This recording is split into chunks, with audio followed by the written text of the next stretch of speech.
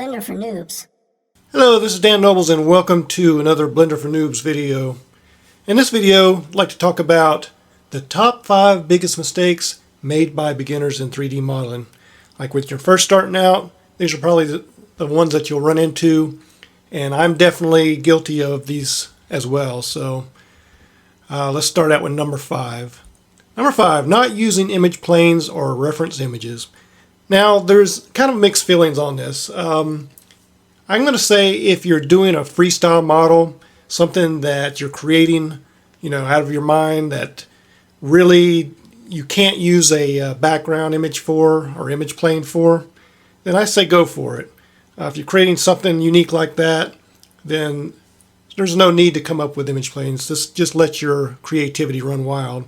But if you are creating something like something that exists in the real world, like a car, truck, plane, something like that, that you're trying to create true to detail and all that, then I say, you probably really want to use image planes and definitely use reference images so you can be able to create the model as true to the original as you can.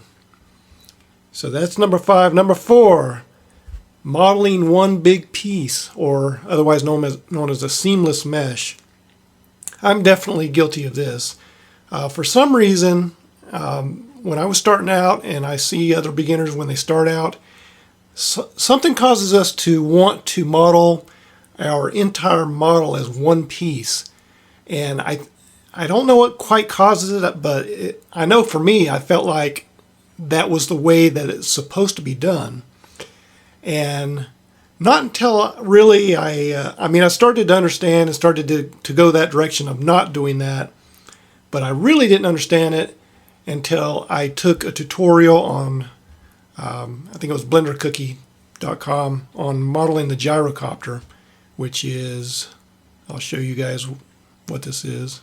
This gyrocopter right here, this tutorial that I took, which was created by Jonathan Williamson, was an excellent tutorial.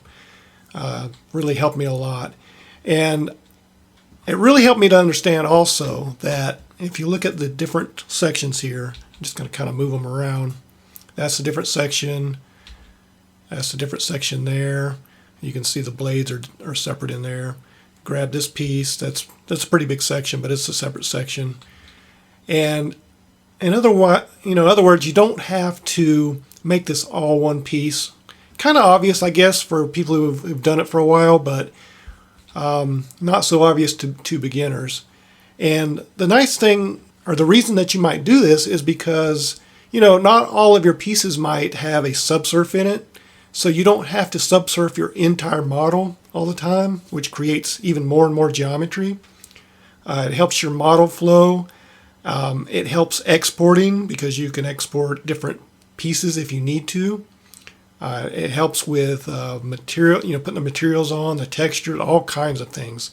So that's a pretty big one there.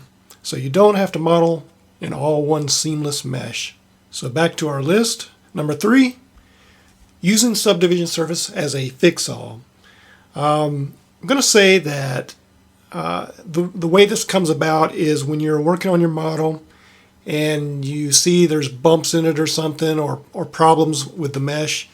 If you add the subdivision surface and you try to smooth it out, a lot of times that can hide things. Not a good thing to do.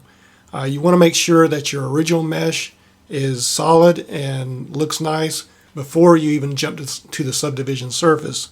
And even then, once you add the subdivision surface, you only want to add as many subdivisions as you need, the least amount of subdivisions that you need. Of course, once you bump it up more and more subdivisions, that's more and more geometry, harder to render, harder to animate, and all that. So stay away from using subdivision surface as a kind of a fix-all.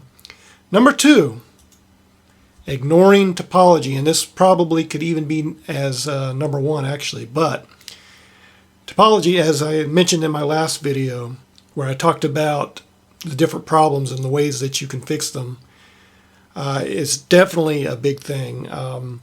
When you're working on your model, you definitely want to pay attention to the mesh and how it's put together. You definitely want to try to use all quads and stay away from triangles if you can, or n-gons if you can. And of course, if when you do your quads, they should all be rectangular or square. They don't have to be perfectly square, but you don't want to stretch them out too much either. And like I said in my previous tutorial, if you model a human head, you'll get an excellent idea of what the topology should be and working with the topology, and just get some nice experience there. So just keep an eye on your mesh topology. And number 1, trying to do too much too soon when you're starting out. I was definitely guilty of this, and it really hurt me. And let me tell you what happened. I started out with using Maya as my 3D design package. I was using the Learning Edition and all that, and it was going great. I mean, I was really getting into modeling, and I thought, wow, this is so cool. And so I created some models, and I was doing pretty good. I actually sold a few of them, and why people would buy what I put out, I cringe to even think. But instead of continuing on with modeling and honing my craft and make sure I was, getting pretty good at it and learning more on that, I quickly jumped over to animation. I jumped over to kinematics. I jumped over to composite, all the stuff that I was trying to do. And I got involved with trying to create a short movie with a friend of mine. It's something that we really, were excited to do, and we wanted to try to do it. But I was just trying to do too much. And of course, when you jump into something like that and you want to make something that, people will look at it and say, oh man, that's amazing. When you get so excited about that and you want it to be exactly like you want it right now, without taking the time to actually learn what you're doing, then you're going to put out crap. And that's what happened with mine. As you can see from this movie that's playing, not bad for the time that I did it a long time ago, but it's just an example of me trying to take on too much, and the quality suffers because of that. So my advice, don't try to jump in and expect that right starting off you're going to be creating these awesome models and these awesome animations and everything. There's a lot of cool things you can do with Blender for sure, and a lot of things, if you follow the tutorials, that you can create that are really cool. But just don't try to do too much. Make sure that you learn the pieces of what you're trying to do. Like if you're trying to do a model, concentrate on that. Don't jump around too much to other things. Just, in other words, don't put the cart in front of the horse. But these 5 things, these may be the top 5 things. However, I know it's not a complete list. So I'm interested to hear from you what you think are some of the top mistakes that beginners make. So if you would, leave a comment. Let me know your thoughts, whether you're a beginner or expert or whatever, no matter what your level is in Blender. Just let me know what you think are the biggest mistakes that beginners make in 3D modeling. So thanks for watching. Please subscribe, and I'll see you in the next tutorial.